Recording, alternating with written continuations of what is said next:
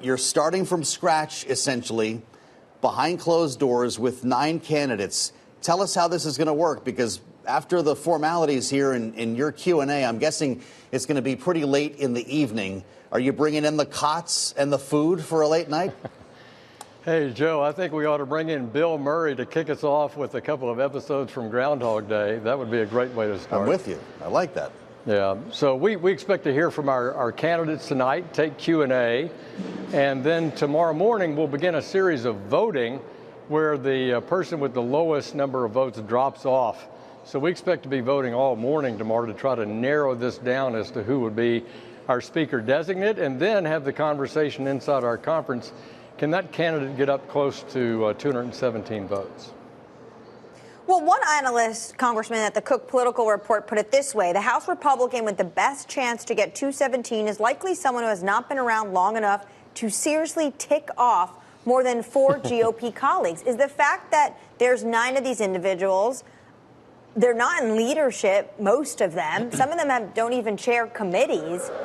Does that mean there's potentially the individual that can get to 217 is so unknown, it's a real fresh face? You know, Annmarie, it could be. I think Tom Emmer and, of course, Mike Johnson are both in leadership. Pete Sessions, the former Rules Committee chairman under John Boehner, was also previously in leadership. And Gary Palmer is in leadership as chairman of Gary Palmer is chairman of the policy committee. Others have been very active in the conference in different ways.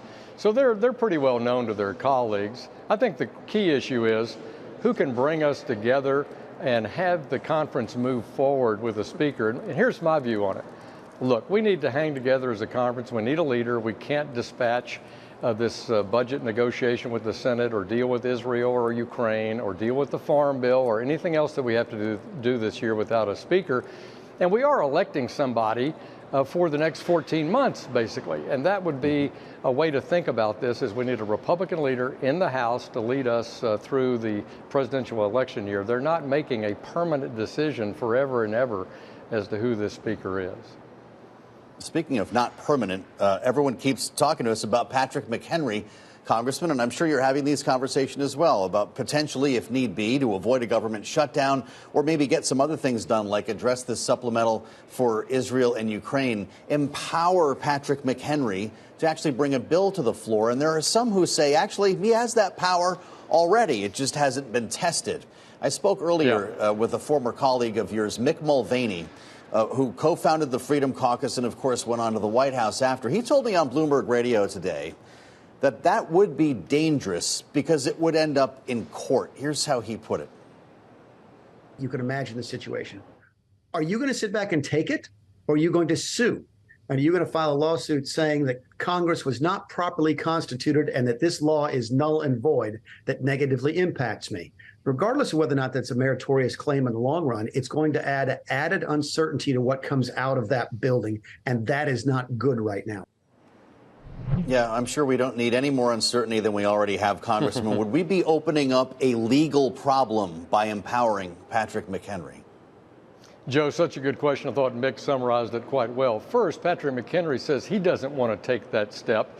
As Speaker pro tem, he thinks there could be parliamentary challenges to it, which could then lead to legal challenges. He doesn't think that's in the best interest of the House long run, or setting the precedent for the work he's doing, since it's never happened before that we have lost a speaker by a motion to vacate.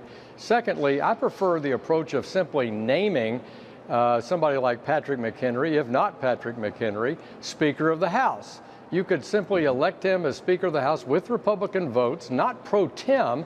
Then he has all the legal standing of the speakership, and he could serve until another speaker is elected. That's a way to have it both ways. Take action immediately, circle the wagons around the leadership of Patrick McHenry, have him serve as Speaker, dispatch all the business that we have before us, and if House Republicans want to make a change, they can do that at a future conference meeting. We heard from Senate Minority Leader Mitch McConnell over the weekend, and I want to talk to you about his thoughts as well about the supplemental aid for Israel, Ukraine, the border, and Taiwan, or partners in the Indo-Pacific from the White House. It seemed like Senator McConnell said the Senate would have, some tweaks to it, but he fully endorsed what the White House is doing. Is this something you can see House Republicans get behind? I think that's important. What we're doing today actually is Foreign Affairs, Armed Services, the Appropriations Committee, the Intelligence Committee, all are studying the detail that we've now received in the last few hours of the supplemental, seeing what changes that we would make, if any, and how we would design it in the right way. But look, while I think those tweaks are necessary in several places, from my personal point of view, we've got to have a Speaker of the House before we can go to the House floor and carry on a debate about that bill. So that's the biggest disadvantage we have, is that we are not a fully functioning branch of the legislative branch of government right now. What's your view from the Foreign Affairs Committee, Congressman? Is this ground invasion of Gaza inevitable, a ground operation of some form? Well, I think the Israelis definitely want to take to the ground and go into Gaza to try to clear it and the tunnels of the Hamas terror units and try to rescue those hostages. This is fraught with difficulty. There's nothing more challenging in armed conflict than urban warfare and those kind of conditions. So I think they're being very cautious about it, doing the planning that's necessary.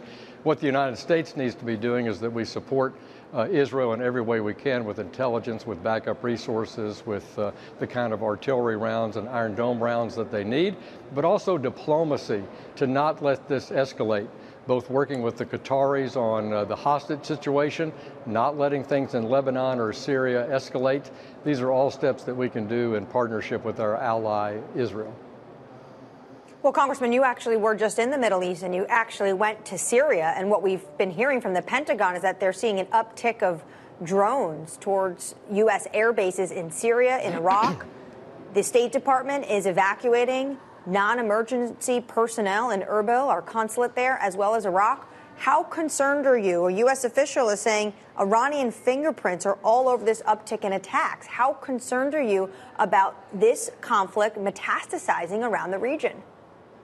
I'm very concerned about it. I was in Erbil, Baghdad, Amman, Jerusalem, Riyadh, Ankara, just in the past few months, working on this exact issue of America's reassurance of our allies in the region. And I can tell you that Iran is the bad actor. It's been coddled by the Biden administration in some ways that are just unacceptable to me. And they are, in my view, giving a green light to the Shia militia to be active in Iraq and in Syria. And yes, our bases were attacked.